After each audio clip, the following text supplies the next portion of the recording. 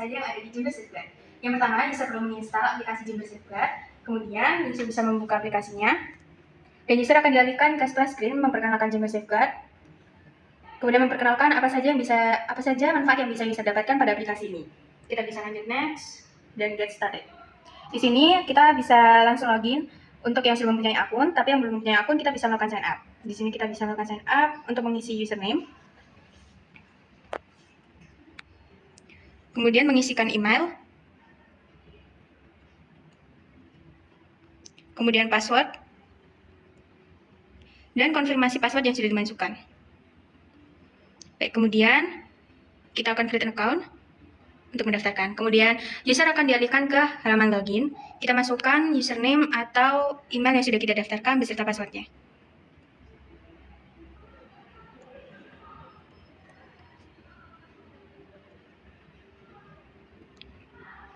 Nah, di sini user sudah bisa berhasil login, kemudian kita tekan get started, dan di sini user dialihkan ke halaman homepage atau halaman utama dari aplikasi Jember Safeguard.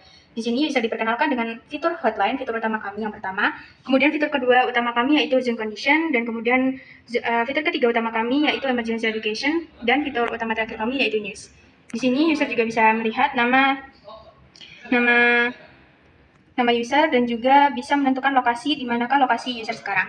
Karena Jember Safeguard ini untuk area Jember, maka pada aplikasi Jember Safeguard terdiri dari 30 kecamatan yang ada di Jember.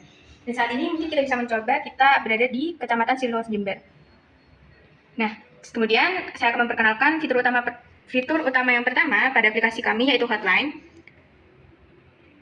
Jadi pada hotline di sini terdiri dari list nomor telepon untuk keadaan darurat, nomor telepon polisi, ambulans, dan juga firefighter atau pemadam kebakaran. Sehingga jika user mengalami sesuatu yang sangat urgensi dan membutuhkan untuk penanganan seperti polisi atau ambulans atau pemadam kebakaran, user tinggal mencari fitur hotline, kemudian memilih nomor polisi yang berada di sini, kemudian kita bisa copy, kemudian user bisa ke telepon dan paste nomornya. Kemudian, user sudah bisa mengakses nomor telepon untuk keadaan emergensi, baik menghubungi polisi, ambulans, maupun pemadam kebakaran.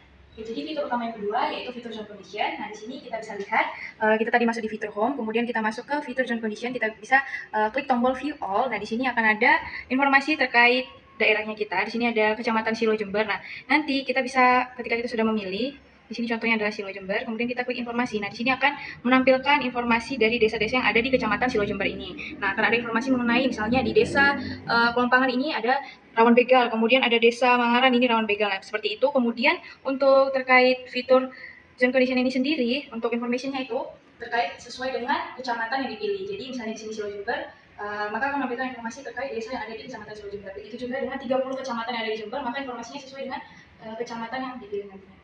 Yang fitur utama kami di sini adalah Emergency Education. Jadi Emergency Education ini adalah memberikan informasi mengenai pengetahuan yang diperlukan agar masyarakat siap untuk menghadapi situasi darurat serta meningkatkan kesadaran akan pentingnya tindakan pencegahan dan respon yang tepat. Di sini kita bisa klik View All.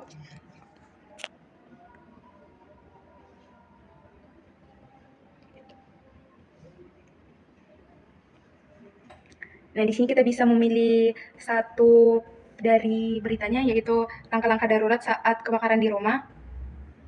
Nah, di sini kita diberikan edukasi seperti berikut adalah langkah-langkah yang harus dilakukan saat terjadi kebakaran di rumah 1, 2, seperti ini. Kemudian lanjut di fitur selanjutnya yaitu ada News. News ini merupakan informasi mengenai berita tentang kejadian dan apa yang terjadi di daerah tersebut. Seperti di sini, oleh Rahmawati, ada berita tentang kebakaran besar di Kecamatan Ajung.